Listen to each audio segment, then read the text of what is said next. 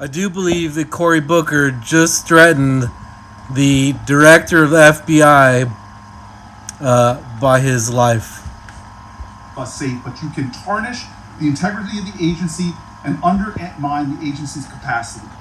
I believe you're failing as a leader, and that your failure does have serious implications for the safety and security of Americans and our families. We're more vulnerable to domestic and foreign attack because of your failures of leadership. I don't think you're fit to head the Bureau, but here's the thing, Mr. Patel. I think you're not going to be around long. I think this might be your last oversight hearing. Because as much as you supplicate yourself to the will of Donald Trump and not the Constitution of the United States of America, Donald Trump has shown us in his first term and in this term, he is not loyal to people like you. It's not only that Cory Booker is saying this stuff out loud again, it's the fact that these Democrats can't come up to a microphone and ask Americans to stop the violence. They're unwilling to just because of Trump being in office and the derailment of their system. But when you have these Democrats come to these committees and literally threaten the life of the FBI director to wish upon him that this is his last committee hearing or that this will be the end of his day because Trump turns his back on those who disagree with him. It doesn't matter who you are, where you're at, or what position you hold.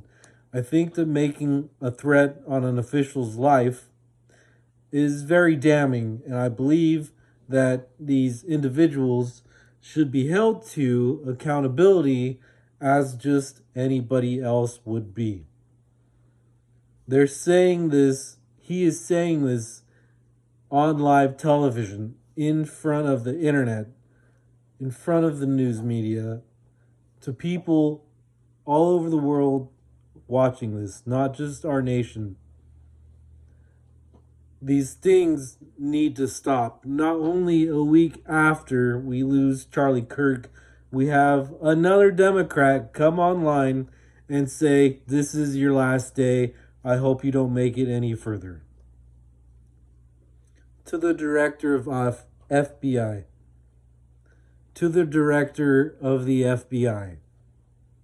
These people need to be held accountable, and I hope that something comes of this, because these words, yes, freedom of speech, but as a senator that holds a chair with constituents who want the best for them and the rest of their districts or areas or cities or states, when somebody in my belief comes to the podium and makes these claims directly to a U.S. official, that's damning. There should be consequences. This guy should not walk free because he's inciting violence, in my perspective.